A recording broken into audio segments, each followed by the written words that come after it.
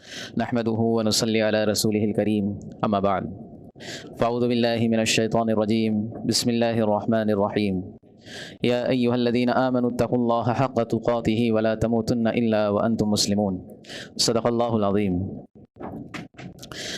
محترم حاضرین جمعہ، بزرگ و دوستوں اور میرے عزیز ساتھیوں،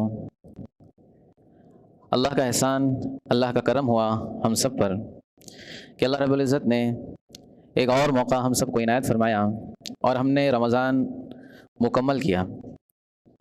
ہم میں سے اکثر لوگوں نے روزے رکھے، تراویح کا اہتمام کیا، اور جو بھی اللہ نے توفیق دی ہم نے وہ عمل کیے۔ تو سب سے پہلے سمجھنا ہے کہ اس میں ہمارا کوئی کمال نہیں ہے، کیونکہ روایت میں آتا ہے کہ درخت سے ایک پتا بھی نہیں گرتا مگر اس میں اللہ کی مرضی ہوتی ہے۔ تو ایک پتے کی حیثیت نہیں کہ وہ گر جائے یا اگ جائے، تو ہم سب کی کیا حیثیت ہے کہ ہم اپنی طاقت کے بلبوتے پر کوئی عمل کریں، یہ اللہ کی توفیق سے ہوا۔ لیکن دوستو، آج اگر ہم غور کریں، اپنی ذاتوں پر غور کریں، اپنے ماحول پر غور کریں، تو ہم سب میں سے اکثر لوگ یہ اپنے اپنے حساب سے، اپنے اپنے اعتبار سے، اپنی اپنی سہولت کے اعتبار سے دین پر چلنے کے عادی بن گئے ہیں۔ دین پر چلنا، بعض لوگ دین پر چلتے ہیں، اعمال کرتے ہیں، وہ اپنے موڈ کے حساب سے کرتے ہیں۔ کس کے حساب سے کرتے ہیں؟ موڈ کے حساب سے۔ کہ آج اچھا لگ رہا ہے، جلدی آنکھ کھل گئی، تھوڑا فریش لگ رہا ہے، اس لیے جو ہے آج نماز پڑھ لیتے ہیں۔ آج موڈ صحیح نہیں ہے، تھوڑا لاس ہو گیا بزنس میں یا کوئی اور مسئلہ ہو گیا، آج دل نہیں لگ رہا تو نماز نہیں پڑھیں گے۔ پھر بعض لوگ جو ہے یہ ماحول کے حساب سے دین پر چلتے ہیں کہ ماشاءاللہ سب جگہ پر اللہ اس کے رسول کی صدائیں بلند کی جا رہی ہیں، رمضان کا مہینہ ہے، مسجد کے باہر لائٹنگ لگی ہوئی ہے، مسجد میں اجالا ہی اجالا ہے، باہر سے مولانا آئے ہوئے تراویح پڑھانے کے لیے، تو جو ہے ماحول بہت سیٹ ہے ایک دم اپنے حساب سے۔ تو چلو، بعض لوگ حالات کے اعتبار سے دین پہ چلتے ہیں کہ بچہ بیمار ہو گیا، دوا تو کر رہے ہیں، پیسہ بھی خوب خرچ ہو رہا ہے لیکن اچھا نہیں ہو رہا، تو چلو تھوڑی دعا کر لیتے ہیں، تھوڑے اپنے اعمال کو درست کر لیتے ہیں، تھوڑا صدقہ و خیرات کر لیتے ہیں، اور جیسے ہی بچہ اچھا ہو گیا تو بولے ابھی کون سے حالات ہیں ہمارے اوپر، جب حالات آئیں گے جب دیکھیں گے۔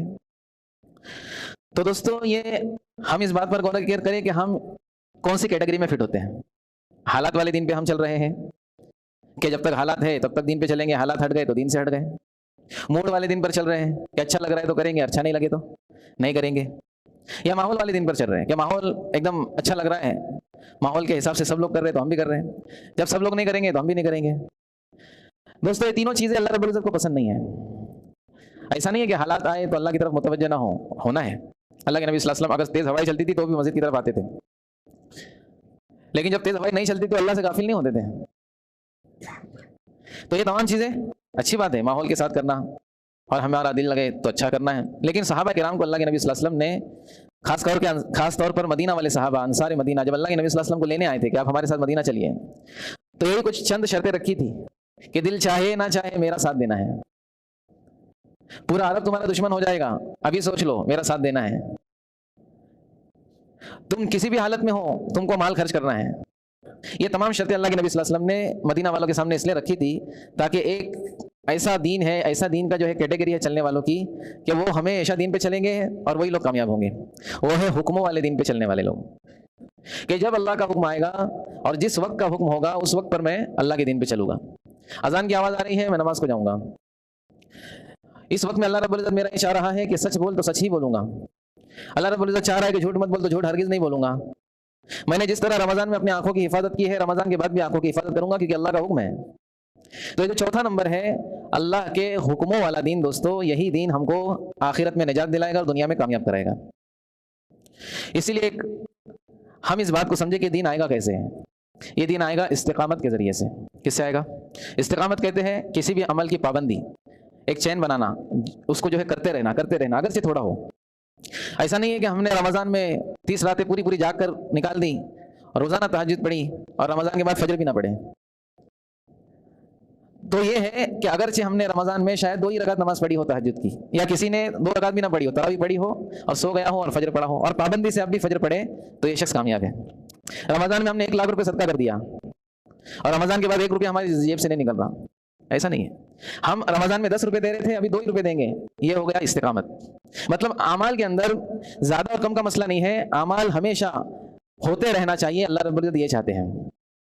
ایک بزرگ کی خدمت میں ایک شخص آیا, اللہ والے کی خدمت میں, اور کہنے لگا کہ میں آپ کے ساتھ رہنا چاہتا ہوں, آپ کی خانقاہ میں رہنا چاہتا ہوں. تو آپ نے پوچھا کہ وجہ کیا ہے آپ کی میرے ساتھ رہنے کی؟ بولے میں بھی یہ چاہتا ہوں کہ آپ کے ساتھ رہ کر نیک بن جاؤں, آپ کے اعمال کو دیکھوں اور آپ سے کچھ اصلاحی باتیں سنوں, اور آپ کے ساتھ رہ کر میں بھی نیک بن جاؤں. تو انہوں نے کہا اچھی بات ہے. اب کئی سال تک وہ شخص ان کی خدمت میں رہا اور اعمال کا پابند بھی بن گیا ان کے ساتھ میں رہ کر. ایک دن اچانک کہنے لگا کہ حضرت میں جانا چاہتا ہوں. بولے اچھی بات ہے, لیکن کیا وجہ ہے, کچھ مسئلہ پیش آ گیا؟ بولے حضرت میں اتنے سالوں سے آپ کے ساتھ ہوں, لیکن آج تک آپ نے مجھے ایک بھی کرامت نہیں دکھائی. آپ نہ کبھی ہوا میں اڑ کے دکھایا آپ نے, کیونکہ آپ تو اللہ والے, آپ نے ہوا میں اڑنا چاہیے. آپ نے نہ کبھی پانی میں چل کے دکھایا کہ اللہ والے ہے تو پانی پہ بھی چل سکتے آپ. آپ نے کبھی کوئی کرامت نہیں دکھائی. تو میرے دل میں یہ بات آ رہی کہ شاید اب اللہ والے نہیں ہیں. تو بزرگ تھے, کہنے لگے اچھی بات ہے بھائی, جا سکتے ہو, جیسے آپ آئے تھے اپنی مرضی سے, آپ اپنی مرضی سے جا سکتے ہو, کوئی مسئلہ نہیں. پھر جب جانے لگا تو کہنے لگے تھوڑا رک جائیے, کیا بات ہے؟ بولے یہ بتاؤ کہ جب سے تم میرے پاس رہے ہو آج تک مجھے کوئی ایسا عمل کرتے ہوئے دیکھا جو سنت کے خلاف ہو, جو اللہ کی مرضی کے خلاف ہو؟ بولے نہیں, یہ تو نہیں دیکھا. نہ آپ کو میں نے کبھی خلاف سنت کوئی کام کرتے ہوئے دیکھا. آپ جب بھی کوئی کام کرتے تو سنت کے اہتمام کے ساتھ کرتے. آپ جب بھی کوئی کام کرتے تو اللہ کے حکموں کو پورا کرنے کی نیت سے کرتے. اللہ کو ناراض کرنے والا کبھی کوئی کام نہیں کرتے. تو انہوں نے کہا کہ یہ کوئی چھوٹی کرامت ہے. سب سے بڑی کرامت تو یہی ہے کہ اللہ کے حکم ہمیشہ پورے ہوتے رہے اور اللہ کے نبی کے طریقے زندہ ہوتے رہے. اس سے بڑی کون سی کرامت ہے؟ الاستقامہ فوق الف کرامہ. استقامت جو ہے ہمیشگی کسی عمل پر, یہ 100 کرامتوں سے بہتر ہے. ایک آدمی کرامت دکھائے اور سنت کے خلاف کرے تو یہ بزرگ نہیں ہو سکتا. ایک آدمی جو ہے اس سے کوئی خلاف عادت کام سرزد ہو جائے اور وہ اللہ کے نبی صلی اللہ علیہ وسلم کے دین پر چلنے والا نہ ہو, تو ایسے کئی لوگ آپ کو مل جائیں گے. اس لیے دوستو اللہ رب العزت نے بھی قرآن مجید کے اندر فرمایا ان الذین قالوا ربنا اللہ ثم استقاموا تتنزل علیہم الملائکہ, کہ جو لوگ کہتے ہیں کہ ہمارا رب اللہ ہے اور پھر اس پر جمتے ہیں, ثم استقاموا. ایک تو ہے ہم زبان سے بہت ساری چیزیں کہتے ہیں, دن بھر میں کلمہ پڑھتے ہیں, اللہ کی تعریف کرتے ہیں, لیکن حالات آنے پر وہ تمام چیزیں ہم بھول جاتے ہیں. تو دوستو ہماری مدد کے لیے فرشتے نہیں اتریں گے. حالات کے اندر جمنا, حالات کے اندر بھی اللہ تبارک و تعالیٰ سے جڑے رہنا, یہ اصل اللہ رب العزت اپنے بندوں سے چاہتے ہیں. روایت میں آتا ہے کہ جو شخص خوشحالی میں دعائیں مانگتا رہتا ہے, اللہ رب العزت سے مناجات کرتا رہتا ہے, اللہ کے سامنے گڑ گڑاتا رہتا ہے, اور اس پر کبھی کوئی حالات آ گئے, اس پر کوئی مصیبت آ گئی, پھر وہ جب ہاتھ اٹھاتا ہے تو فرشتے کہتے ہیں دیکھو یہ وہی شخص ہے جو ہمیشہ مانگتا ہے, اس کی مانوس آواز ہے, ہم سنتے رہتے ہیں ہمیشہ. اور ایک شخص جو کبھی اللہ رب العزت سے مانگتا نہیں, اللہ سے کٹا کٹا رہتا ہے, دور دور رہتا ہے, اور پھر حالات آ گئے اس کے اوپر اور پھر ہاتھ اٹھاتا ہے, تو فرشتے کہتے ہیں کہ ایسی انسنی آواز ہے, کبھی آواز آتی نہیں اس کی. دوستو ہم جو بھی کوئی دنیا میں کرتے ہیں یہ سب چیزیں آسمان والوں کو پتہ ہے, یہ سب چیزیں اللہ کے علم میں ہیں. اللہ تبارک و تعالیٰ نے ہمارے اوپر فرشتوں کو بھی مقرر کیا ہے, اور اللہ رب العزت ایسی قدرت والا ہے دوستو کہ پوری دنیا میں جتنے انسان ہیں یہ تمام لوگ, ان کے دلوں کے اندر جو چیزیں چل رہی ہیں وہ بھی اللہ جانتے ہیں. یعلم خائنۃ الاعین وما تخفی الصدور. اللہ رب فرماتے ہیں کہ اللہ تبارک و تعالیٰ تمہاری آنکھوں کی خیانت کو بھی جانتا ہے, اور جو تم دلوں کے اندر چھپاتے ہو, سینوں میں جو تمہارے چھپا ہوا رہتا ہے, کسی کو پتہ نہیں چلتا, اللہ رب العزت وہ بھی جانتا ہے. اس لیے دوستو ہم اس بات کی آج ہی فکر کر لیں, آج ہی ہم اس کا ارادہ کر لیں کہ ہم رمضان کے مسلمان نہیں ہیں کہ صرف رمضان آ گیا, ماحول بن گیا, موڈ بن گیا تو ہم مسلمان بن گئے, ہم نے اللہ کی فرما برداری کر لی, عبادتیں کر لی, مسجدوں کو آباد کر دیا, اور رمضان چلے گیا تو وہی روش پر ہم آ گئے. اللہ رب العزت سے خوش نہیں ہوں گے. سمجھ میں آ رہی بات؟ اللہ رب العزت کی خوشی کا یہ کوئی عمل نہیں ہے کہ ہم جو ہے تھوڑے دن کے لیے کر دیں اور چھوڑ دیں. اس لیے اللہ رب العزت سب سے پہلے مجھے اس پر عمل کی توفیق دے, اور آپ سب اس کی فکر کریں, اللہ آپ کو بھی توفیق دے کہ ہم جو ہے عمل چاہے تھوڑا ہی کریں لیکن روزانہ کرنے والے بن جائیں. ہم جس طرح سے رمضان المبارک میں حرام کاریوں سے بچے ہیں, بلکہ حلال سے بھی بچے ہیں, کھانا پینا حلال ہے, ہم اس سے بچے اللہ کے حکموں کی نسبت پر, اور بہت ساری جائز ہم نے ضرورتوں کو چھوڑ دیا کہ اللہ تو دیکھ رہا ہے اس لیے ہم چھوڑ رہے ہیں. اب ہم کو جائز چیزوں کو نہیں چھوڑنا ہے, جائز چیزوں کو اپنانا ہے, لیکن اللہ تبارک و تعالیٰ کی طرف سے جو حرام کردہ چیزیں ہیں, اللہ کی ناراضگی والی چیزیں ہیں. میں نے جیسے رمضان کے شروع میں ایک چیز عرض کی تھی کہ رمضان سے اللہ رب العزت یہ چاہتے کہ دین ہمارے لاشعور میں آ جائے. یعنی جس طرح ایک بندہ, میں نے مثال دی تھی آپ کو یاد آئے گا مثال سن کر کے, کہ جس طرح ایک بندہ بائک سیکھتا ہے پہلے تو جب اس کا پہلا دن ہوتا ہے تو وہ क्लच दबाता है और फिर गियर डालता है और फिर फ़ौरन गाड़ी बंद हो जाती है। फिर धीरे धीरे जो है वो क्लच छोड़ना सीखता है। पहले दिन उसका ऐसे ही जाता है, चलती चलती अचानक में बंद हो जाती है। फिर एक हफ्ता मशक करता है वो। एक हफ्ता मशक करने के बाद जो है अच्छी तरह से वो फर्स्ट गियर में, सेकंड में किस तरह चलाना, कितना जो है रेस देना है, तमाम चीज़ें उसको समझ में आती हैं। और फिर 1 साल के बाद इतना माहिर हो जाता है कि वो ऐसा यहाँ पे फ़ोन रखता है और गाड़ी चलाता रहता है। और अचानक में बच्चा सामने आता है तो उसको सोचने की, समझने की ज़रूरत नहीं पड़ती कि ब्रेक मारना है, खुद ही ब्रेक लग जाता है। तो ये हो जाता है, उसके लाशऊर में आ जाता है ये कि बाइक कैसी चलती है। उसको हर चीज़ को सोचना नहीं पड़ता क्या करूँ। अब वो चला चला के उसका आदी हो गया। समझ में आ रही बात। एक आदमी जो पहली बार स्विमिंग पूल में उतरता है, तालाब में उतरता है तो पानी पीता है, बुड़ बुड़ बुड़ करता है, हाँ। और जब वो थोड़ा सीख लेता है, 2-3 महीने सीख लेता है, तो फिर वो पानी पे आराम से लेट जाता है, लेकिन डूबता नहीं है। क्या हो गया, उसके लाशऊर में आ गया वो, उसके बॉडी को आदत हो गई कि पानी के ऊपर कैसे रहना है, मछली बन जाता है।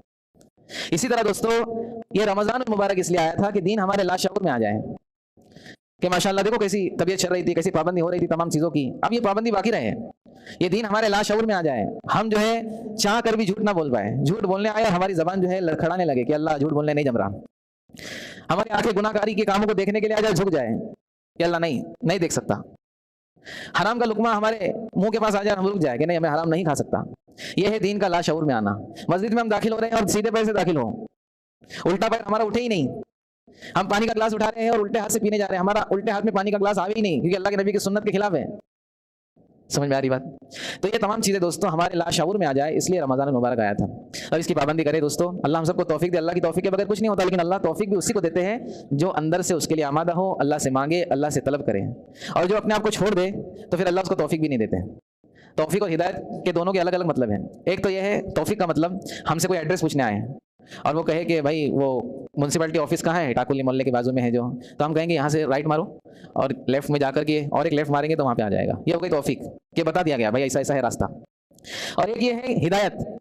हिदायत का मतलब ये है कि कोई हमसे पूछे कि म्यूनसिपैलिटी ऑफिस कहाँ है, बोले मैं भी उधर ही जा रहा हूँ, चलो हाथ पकड़ो मेरा, चलते हैं। बुजुर्ग आदमी हाथ पकड़ के लेके गए और उसके गेट पर छोड़ दिए, भाई यही है म्यूनसिपैलिटी ऑफिस। तो तौफीक का मतलब ये है गाइड कर देना।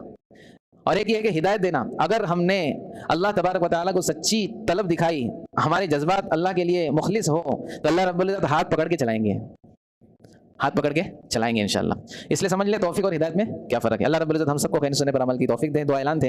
एक ऐलान तो ये है कि हमारे जो मुक्तदी है शकील भाई, अंसारी बिल्डिंग में रहते हैं, उनकी तबीयत बहुत ज़्यादा नासाज है, बहुत माशाल्लाह नमाज के पाबंद आदमी थे।